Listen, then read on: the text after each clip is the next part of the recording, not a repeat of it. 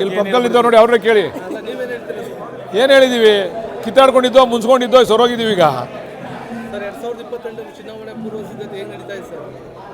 ನೋಡ್ರಿ, ನಾವು ನಿರಂತರ ರಾಜಕಾರಣಿಗಳು, ಯಾವಾಗಲೂ ಬಂದು ಯಾವಾಗಲೂ ಹೋಗೋರಲ್ಲ. ಪ್ರತಿನಿತ್ಯ ಜನಸಂಪರ್ಕದಲ್ಲಿರ್ತಕ್ಕಂಥವ್ರಿಗೂ ಪ್ರತಿನಿತ್ಯನೂ ಕೂಡ ಸಾರ್ವಜನಿಕರು ಕೆಲಸ ಮಾಡ್ತಕ್ಕಂಥವ್ರು. ನಾವು ಚುನಾವಣೆ ಬಗ್ಗೆ ಯೋಚನೆ ಮಾಡಲ್ಲ, ನಾವು ನಮ್ಮ ಕೆಲಸದ ಬಗ್ಗೆ ಯೋಚನೆ ಮಾಡ್ತೀವಿ. ನಮ್ಮ ಕೆಲಸ ಕರೆಕ್ಟಾಗಿ ಮಾಡಿದ್ರೆ ಚುನಾವಣೆಯಲ್ಲಿ ಜನ ಒಳ್ಳೆ ತೀರ್ಪು ಕೊಡ್ತಾರೆ ಅಂತಕ್ಕಂಥ ವಿಶ್ವಾಸ ಇಟ್ಕೊಂಡಿದ್ದೀವಿ. ಆ ಚುನಾವಣೆ ಆದಮೇಲೆ ಗೊತ್ತಾಯ್ತು, ಈಗ ಹೇಳೋಕ್ಕಾಗಲ್ಲ. ಈಗ ಹೇಳಿದ್ರೆ ಅದು ನಾಟಕೀಯ ಅಂತ ಅನ್ನಿಸ್ತದೆ. ಚುನಾವಣೆ ಆದಮೇಲೆ ಅದ್ರ ಬಗ್ಗೆ ನೀವೇ ಅವಾಗ ವಿಶ್ಲೇಷಣೆ ಮಾಡ್ಬೋದು. ಮೈಸೂರು ಪ್ರಾಂತ್ಯದಲ್ಲಿ ಒಕ್ಕಲಿಗ ಮತಗಳನ್ನು ಹೆಚ್ಚಾಗಿ ಕ್ರೋಢೀಕರಿಸಕ್ಕೆ ಸಿಎಂ ನೀವು ರಣತಂತ್ರ ರೂಪಿಸಿದ್ರೆ ಅಂತ ಒಂದು ಮಾತು ಕೇಳ್ಬೋದು. ಇಲ್ಲ, ಇತ್ತೀಚಿನ ಬೆಳವಣಿಗೆಗಳನ್ನ ನೋಡ್ತಾ ಇದ್ದೀವಿ. ಜನತಾದಳದವರ ನಡವಳಿಕೆ ನೋಡ್ತಾವ್ರೆ ಜನ. ಮೊದಲು ಸ್ವಲ್ಪ ನಮ್ಮ ಕಮ್ಯುನಿಟಿಯವರು, ಒಕ್ಕಲಿಗರ ಜನಾಂಗದವರು ಸ್ವಲ್ಪ ಜನತಾದಳದ ಪರವಾಗಿದ್ದರು. ಆದರೆ ಇತ್ತೀಚೆಗೆ ಬೆಳವಣಿಗೆಗಳು ನೋಡ್ತಾ ಇದ್ದೀರಲ್ಲ, ಈ ಬೆಳವಣಿಗೆಗಳಿಂದ ಬಹುಶಃ ನಮ್ಮ ನಾಯಕರಿಗೆ ಸ್ವಲ್ಪ ನಮ್ಮ ಪಕ್ಷಕ್ಕೆ ಜಾಸ್ತಿ ಆ ಮತಗಳು ಶಿಫ್ಟ್ ಆಗ್ತಕ್ಕಂಥ ವಾತಾವರಣವನ್ನು ನೋಡ್ಬೋದು ಮುಂದಿನ ದಿವಸದಲ್ಲಿ. ಏನೋ ಅವಕಾಶ ಸಿಗ್ತದೆ ಅಂತ ಅಂದ್ಕೊಂಡಿದ್ದೀವಿ, ನೋಡೋಣ. ಅನೌನ್ಸ್ ಆದಮೇಲೆ ಅದು ಮುಂದಿನ ವಾರದಲ್ಲಿ ಆಗ್ತದೆ. ಅಲ್ಲ, ನೋಟಿಫಿಕೇಶನ್ ಎಲ್ಲ ಆಗಿದೆ, ಎಲ್ಲ ರೈತರು ದುಡ್ಡು ತೊಗೊತಾ ಇದ್ದಾರೆ.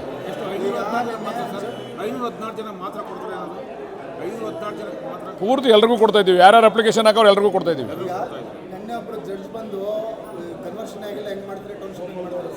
ಇಲ್ಲ, ಅದ್ರ ಬಗ್ಗೆ ನನಗೆ ಗೊತ್ತಿಲ್ಲ, ಅವ್ರು ಬಂದಿರೋದು.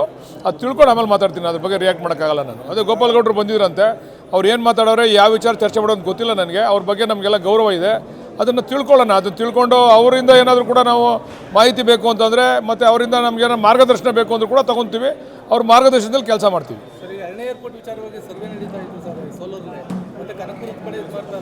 ಇಲ್ಲ, BJP ಅವರೆಲ್ಲ ನಮ್ಮ ಜಿಲ್ಲೆಯಲ್ಲಿ ಆಗೋದು ಬೇಡ ಅಂತ ಗಲಾಟೆ ಮಾಡ್ತಾವ್ರೆ. ದಳದವರು BJP ಅವರು ಈ ಜಿಲ್ಲೆಯಲ್ಲಿ ಆಗೋದು ಬೇಡ, ನಾವು ನಮ್ಮ ಜಿಲ್ಲೆಯಲ್ಲಿ ಮಾಡಬೇಕು ಅಂತಕ್ಕಂಥ ಒಂದು ಆಸೆ ಇಟ್ಕೊಂಡಿದ್ದೀವಿ. ಮೊದಲು ನಮ್ಮ ಜಿಲ್ಲೆಯಲ್ಲಿ ಆಗಬೇಕಾಗಿತ್ತು, ಹಿಂದೆ ಅದನ್ನು ತೊಗೊಂಡೋಗ ದೇವನಹಳ್ಳಿನಲ್ಲಿ ಮಾಡಿದ್ರು. ನಮ್ಮ ಜಿಲ್ಲೆಯಲ್ಲಿ ಆದರೆ ಏನು ಅನುಕೂಲ ಅಂತಂದರೆ, ಕಾವೇರಿ ನೀರನ್ನು ಸುಲಭವಾಗಿ ಕೊಡ್ಬೋದಲ್ಲಿ ಆ ಭಾಗಕ್ಕೆ. ಬೇರೆ ಕಡೆ ಮಾಡಿದ್ರೆ ನೀವು ಕಾವೇರಿದು ಸಪ್ರೇಟ್ ಪೈಪ್ಲೈನ್ ತೊಗೊಂಡೋಗ್ಬೇಕು ಅಲ್ಲಿಗೆ, ಅದು ಅನುಕೂಲ ಇದೆ. ಪಾಪ BJP ಅವ್ರಿಗೆಲ್ಲ ಒಟ್ಟು ಬಂದ್ಬಿಟ್ಟದೆ, ದಳದವ್ರಿಗೆ BJP ಅವರಿಗೆಲ್ಲ ಈ ಜಿಲ್ಲೆ ಅಭಿವೃದ್ಧಿ ಆಗಬಾರ್ದು, DK ಶಿವಕುಮಾರ್ ಅವ್ರ ಜಿಲ್ಲೆ ಅಭಿವೃದ್ಧಿ ಆಗಬಾರ್ದು ಅಂತಕ್ಕಂಥದ್ದು ಅವ್ರ ಅಭಿಪ್ರಾಯಗಳು. ಅದರಿಂದ ನೋಡೋಣ, ನಮ್ಮ ಜನ ಏನು ತೀರ್ಪು ಕೊಡ್ತಾರೋ ಕೊಡಲಿ. ಅಲ್ಲಿ ಕೋರ್ಟಲ್ಲಿದೆ, ಬಹುಶಃ ಕೋರ್ಟಲ್ಲಿ ತೀರ್ಪು ಬರ್ತದೆ. ತೀರ್ಪು ಬಂದ ನಂತರ ಕೆಲಸ ಶುರು ಆಗ್ತದೆ.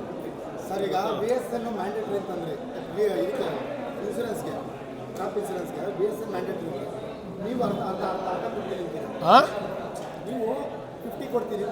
50%, 400 ರೂಪಾಯಿ ಪರ್ ಎಕರೆಗಿದ್ರೆ 200 ರೂಪಾಯಿ ನಮ್ಮ ಕಡೆಯಿಂದ ಕೊಡ್ತೀವಿ. ಹಾಂ,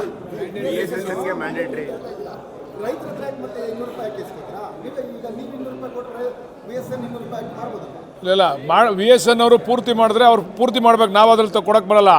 ಅವ್ರೇನಾದರೂ ಕೂಡ ರೈತರು ಅದು ಮೊದಲೇ ಸೇರಿಸ್ಕೊಂಡಿರ್ಬೇಕು. ಇನ್ಶೂರೆನ್ಸ್ದು ಅದು ಮೊದಲೇ ಸೇರಿಸ್ಕೊಂಡಿಲ್ವಂತೆ ಅವ್ರು.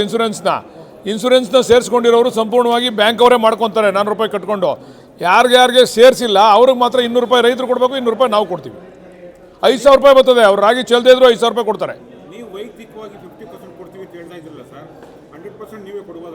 ಸ್ವಲ್ಪ ಇನ್ನೂ ನಮ್ಗೆ ಆ ತಾಕತ್ತು ನಮ್ಮ ಜನ ಕೊಟ್ಟಿಲ್ಲ, ರಾಜ್ಯದ ಜನ ಕೊಡಬೇಕು. ಅದು ಕೊಟ್ಟರೆ ಮಾಡೋಣ. ಒಳ್ಳೆಯದು ನೀವು ಹೇಳೋ ಪ್ರಶ್ನೆ ಒಳ್ಳೇದಿದೆ. ನಮ್ಮ ಶಕ್ತಿಗೆ ಇದ್ದಷ್ಟು ನಮ್ಗೆ ಎಷ್ಟುವರೆ ಒತ್ಕೋಬೋದು ಅಷ್ಟು ಒತ್ಕೋಬೋದು. ಜಾಸ್ತಿ ಒತ್ಕೊಂಡ್ಬಿಟ್ರೆ ನಿಂತ್ಕೊಳ್ಳೋಕ್ಕಾಗಲ್ಲ. ಬಿಡಿದೇನಿಲ್ಲ, ಬಿಡಿದು ನಡೀತಾ ಇದೆ, ಏನು ತೊಂದರೆ ಇಲ್ಲ.